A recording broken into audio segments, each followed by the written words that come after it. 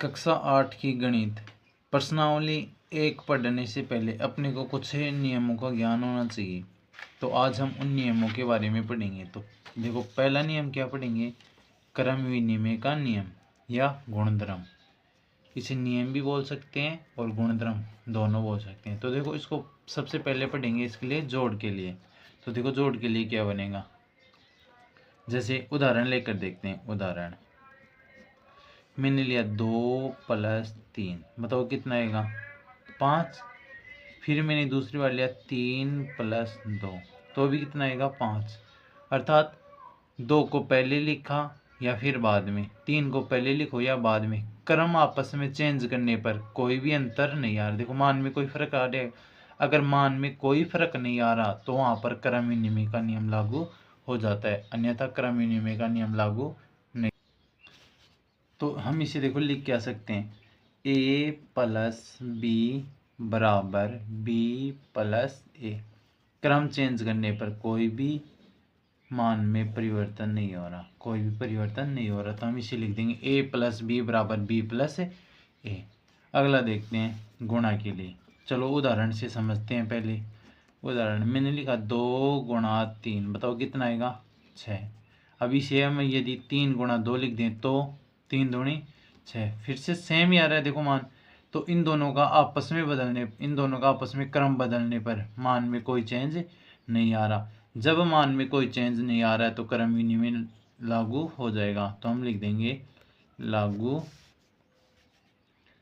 होता है, क्रम विनिमय नियम लागू होता है। इसमें भी लागू था, तो प्लस के लिए भी लागू है और गुणा के लिए। तो क्या लिख सकते हैं? a × b = b × a, ये लिखा जा सकता है। अगला चेक करते हैं बाकी के लिए। तो देखो उदाहरण से समझते हैं। उदाहरण मैंने लिखा 3 - 2, कितना आएगा? 1। अब इनका क्रम चेंज करते हैं, 2 - 3, बताओ कितना आएगा? -1। इस बार देखो मान समान नहीं है, समान मान नहीं है, तो हम क्या लिख देंगे? लागू नहीं है, अर्थात माइनस के लिए क्रम विनिमय नियम लागू नहीं होता। तो हम क्या लिख सकते हैं? देखो a - b बराबर नहीं होता है किसके? b - 1 के, ऐसा लिख देंगे। ठीक है। अगला देखो भाग के लिए चेक करते हैं। भाग के लिए तो देखो, भाग के लिए क्या हो जाएगा, उदाहरण से समझते हैं। पहले मैंने लिखा उदाहरण कि 8/2, तो बताओ कितना बनेगा? 8/2। अब इन्हीं का क्रम चेंज करके लिखते हैं एक बार कि 2/8, तो क्या बनेगा बताओ? 2/8। बताओ चेक करो, समान है क्या? दोनों समान नहीं है, तो समान नहीं है मतलब बराबर नहीं है, तो बराबर नहीं है। तो देखो नियम लागू हुआ कि नहीं हुआ, तो लिख देंगे लागू नहीं है, मतलब भाग के लिए क्रम विनिमय लागू नहीं है। तो देखो लिखोगे क्या? a/b बराबर नहीं है किसके? b/1 के। तो पहला नियम तो अपना कौन सा हो गया? क्रम विनिमय नियम। दूसरा नियम देखते हैं, आचार्यता का नियम, या इसे क्या बोलते हैं? सहचारिता भी बोलते हैं।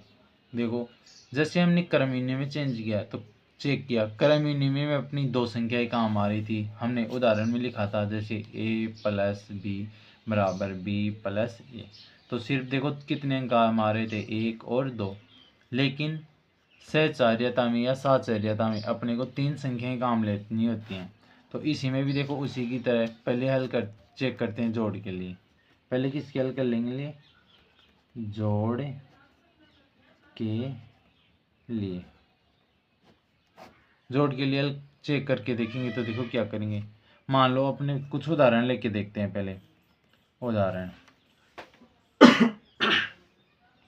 जैसे मैंने एक संख्या ली 2 + 3 + 4, इसको 2 बार लिख लेते हैं, 2 + 3 + 4। देखना 2 बार लिखने का क्या मतलब है, हमने साचार्यता चेक करने के लिए ये होता है कि 2 को एक साथ रखो। पहले इन 2 को एक साथ रख लिया, दूसरी बार में क्या करेंगे? इन 2 को एक साथ रख लेंगे, और फिर चेक करेंगे क्या ऐसा करने पर मान में कोई फ़र्क आता है या नहीं। तो चेक करते हैं। बताओ 2 + 3, 3 + 2 कितना बनेगा 5 + 4, 5 में 4 जोड़ो कितना आया 9। चलो इधर देखते हैं। जब हमने इन दो को पहले हल किया फिर बाद में इससे हल किया, इस बार पहले इन दो को हल करते हैं फिर बाद में इसके साथ हल करते हैं, तो मान में कोई चेंज आता है तो साहचर्यता नियम नहीं है। अगर मान में कोई भी चेंज नहीं आता तो साहचर्यता का नियम लागू होगा। तो देखो 4 3 कितने हो गए 7, प्लस में कितने अपने 2, तो बताओ 7 और 2 कितने हो गए 9। सेम ही मान आया। जब मान सेम आए तो क्या कह देंगे साहचर्यता का नियम लागू हो रहा है। तो देखो क्या लिखेंगे इसके लिए, हम ये लिख सकते हैं a + b प्लस, गलत हो गया देखना, a + b + c। जब इन दो को हल करें और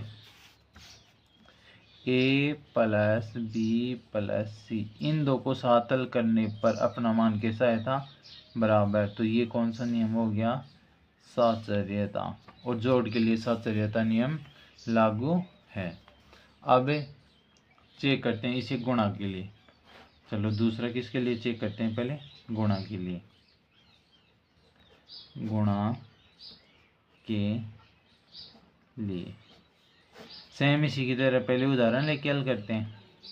उदाहरण लेके चेक कर लेते हैं। चलो उदाहरण, जैसे मैंने एक संख्या ली 2 × 3 × 4।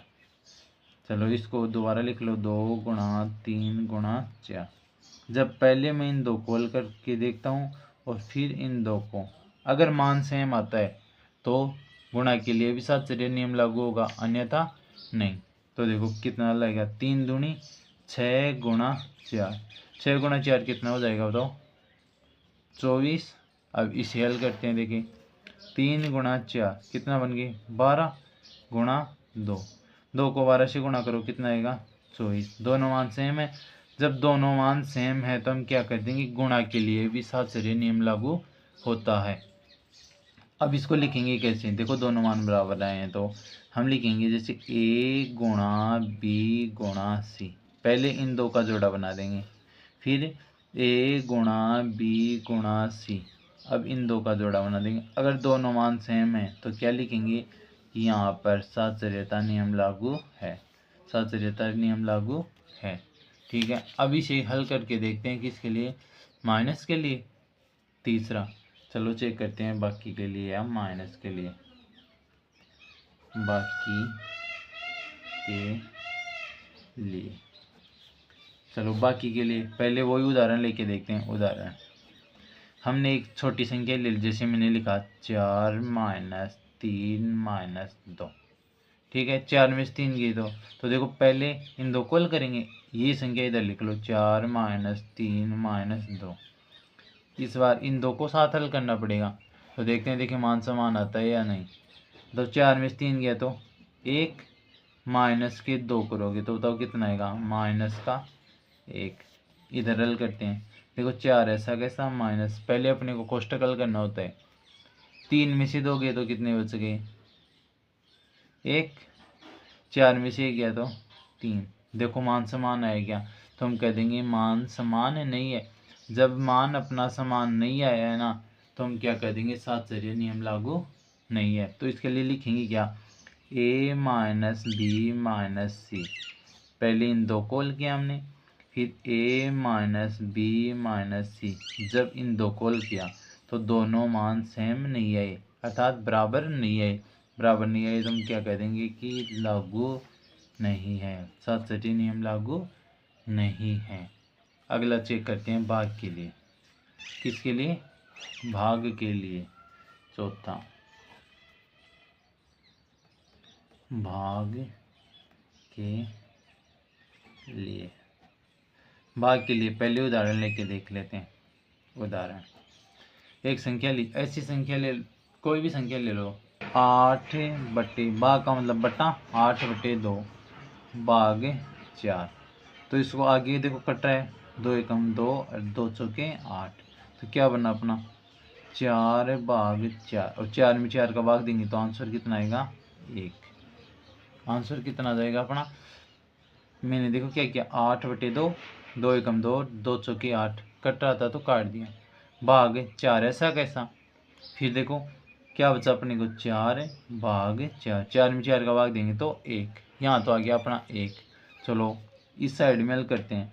देखो पहले 8 ऐसा कैसा, फिर भाग, जैसे आप 2 में 4 का भाग दो 2/4 बनेगा, 2/4 बनेगा। देखो 2 एकम 2, 2 चौके 2 दूनी 4, 1/2 क्या बना देखना 8 भाग 1/2। अब 8 भाग 1/2 इसे हल करते हैं आगे, तो देखो क्या बनेगा 8 भाग 1/2, क्या था 8 भाग 1/2 मैंने लिख लिया। अब देखो जब आपके पास भाग की संख्या आ जाए और उसे हल करना हो तो देखो इस भाग को हम बदल देते हैं गुणा के चिन्ह में, और जो आगे संख्या लिखे उसे पलट कर लिख देते हैं। तो 1/2 था तो क्या बन जाएगा 2/1।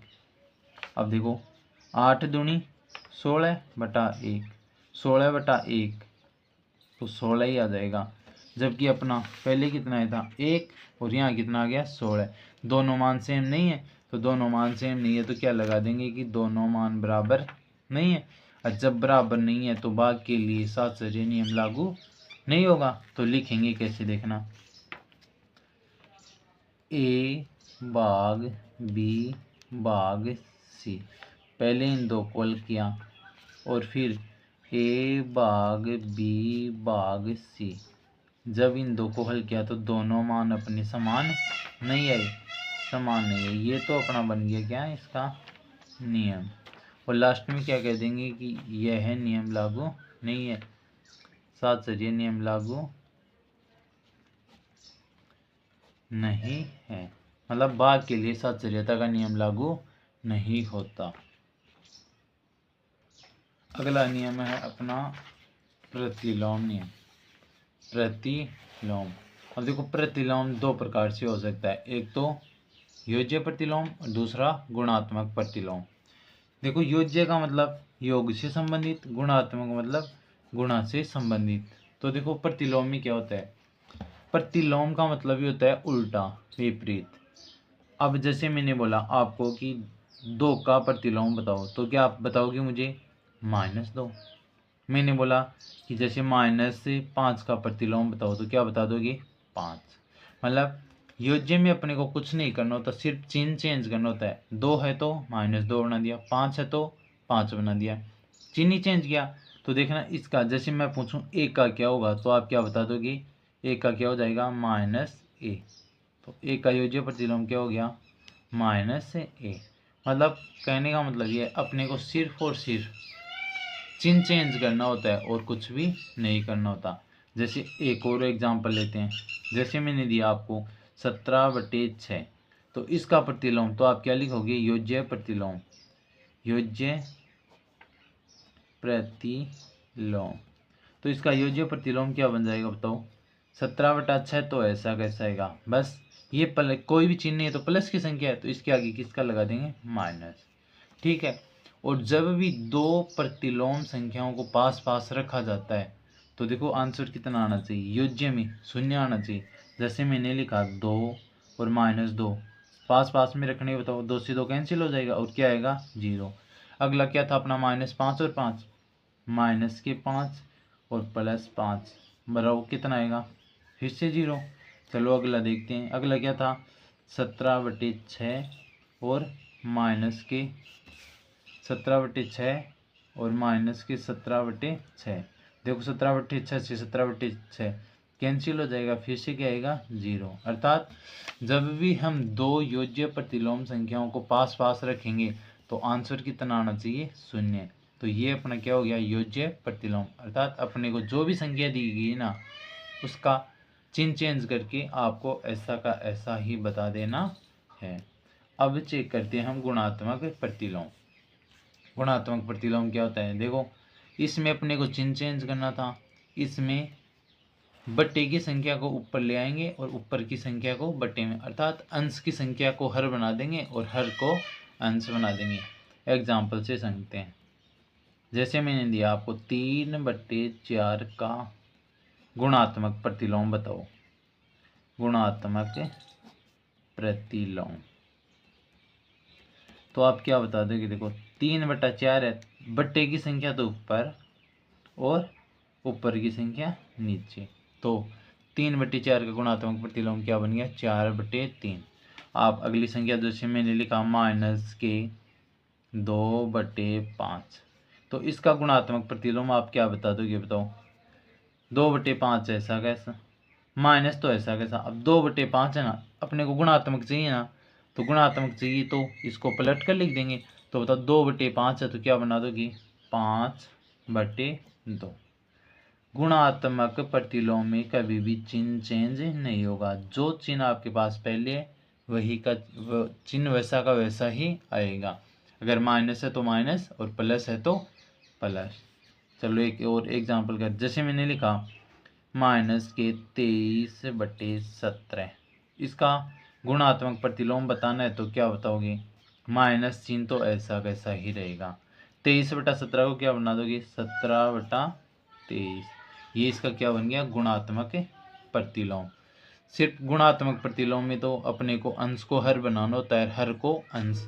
जबकि योज्य प्रतिलोम में अपने को क्या किया था कि जो संख्या दे रखी थी उसका चिन्ह चेंज करके वैसे की वैसे ही लिख देते हैं इस प्रकार। तो देखो इसका नियम क्या लिख सकते हो आप, यदि आपके पास a/b है, कोई संख्या a/b के रूप में दे रखी है, तो इसका गुणात्मक प्रतिलोम, गुणात्मक प्रतिलोम, गुणात्मक प्रतिलोम क्या बन जाएगा, इसका उल्टा करके लिखना है तो क्या बन जाएगा, b/a। तो a/b का गुणात्मक प्रतिलोम क्या बन जाएगा, b/a। चिन्ह चेंज नहीं करना है। फिर देखो हमने क्या किया था, जब भी प्रतिलोम को पास पास में रखा जाता है, योज्य में तो क्या आना चाहिए था, 0, जबकि गुणात्मक में क्या आना चाहिए, चलो करके देखते हैं। जैसे मैंने 3/4 था और इसका योज्य प्रतिलोम अपने पास क्या आया था, 4/3, तो दोनों को पास में रख दिया। अब गुणात्मक है तो चिन्ह भी किसका, गुणा का। फिर मैंने लिखा 4/3, देखो 4 से 4 और 3 से 3, तो आंसर कितना आया, 1। चलो दूसरा करके देखते हैं। मैंने लिखा -2/5 गुणा -5/2, देखो -2 से तो 2 कैंसिल, माइनस माइनस गुणा होगी क्या बन जाएगा, प्लस, 5 से 5 कैंसिल, आंसर कितना आया, 1। अगला लिख के देखते हैं, -23/17 गुणा -17/23, देखो 17 से 17 कैंसिल 23 से 23 कैंसिल और माइनस माइनस क्या बन जाएगा, प्लस। फिर से कितना आ गया, देखो सभी कट गया तो आंसर कितना, 1। तो गुणात्मक प्रतिलोम में तो जब दो गुणात्मक प्रतिलोम संख्याओं को पास पास रखा जाता है तो आंसर कितना आता है, 1। जबकि योज्य प्रतिलोम में दो प्रतिलोम संख्याओं को पास पास रखा जाता है तो आंसर क्या आता है, 0। और ये 0 क्या कहलाता है, तत्समक। तत्समक तो योग के लिए तत्समक तो क्या बन गया, 0, और गुणा के लिए तत्समक क्या बन जाएगा, 1, तत्समक। और अपना अगला नियम क्या है, तत्समक। अर्थात तत्समक क्या होता है, देखना तत्समक को आप पढ़ कैसे सकते हो। तत्समक भी दो, पहले हम पढ़ेंगे योग के लिए, योग के लिए इसको क्या बोलेंगे, योज्य तत्समक, योज्य तत्समक।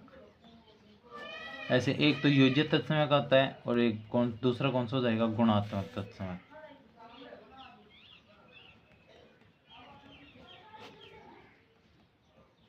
गुणात्मक तत्समक, ठीक है।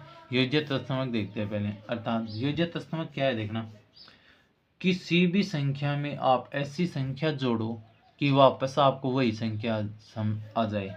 उदाहरण से समझते हैं, देखो जैसे मेरे पास 5 है, 5 में मैं क्या जोड़ूं कि वापस मुझे 5 ही प्राप्त हो जाए, तो आप कहेंगे 0 जोड़ देंगे।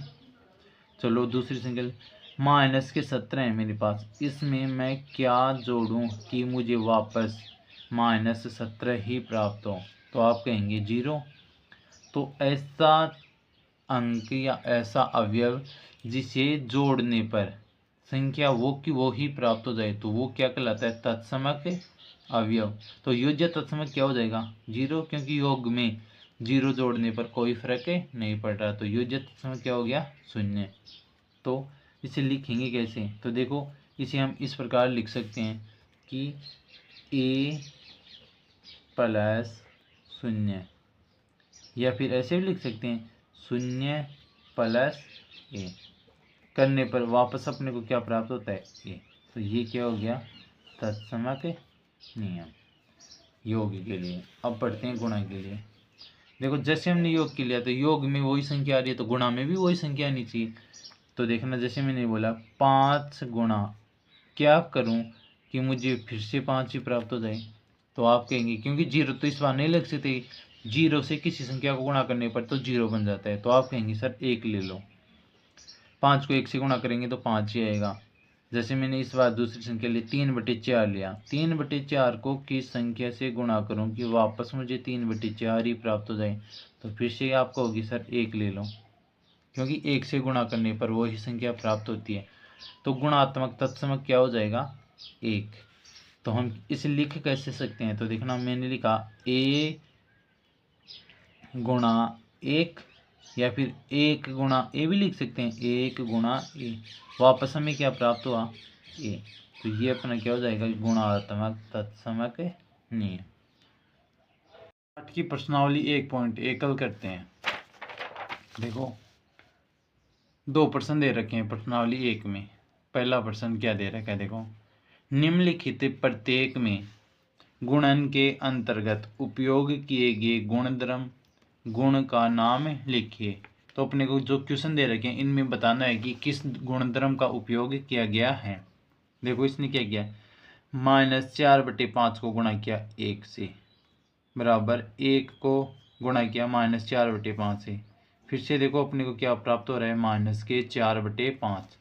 जब किसी संख्या को 1 से गुणा किया जाता है तो वही संख्या प्राप्त होती है, तो ये एक तत्समक अवयव कहलाता है, तथा यह नियम कौन सा कहलाता है, तत्समक नियम। तत्समक नियम या गुणधर्म, इसे गुणधर्म भी लिख देते हैं। देखो अपने को गुणधर्म ही पूछ रहा है तो हम गुणधर्म लिख देंगे, गुणधर्म, ठीक है, तत्समक गुणधर्म। दूसरा क्वेश्चन देखते हैं। देखो -13/17 गुणा -2/7 बराबर -2/7 गुणा -13/17।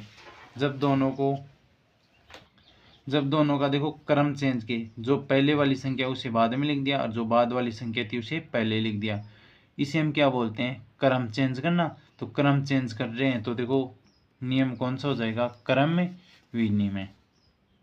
क्रम विनिमय, आगे क्या लगा देंगे, गुणधर्म, क्रम विनिमय गुणधर्म। तीसरा देखते हैं क्या दे रखा है प्रश्न, देखो अपना -19/29 गुणा 29/-19।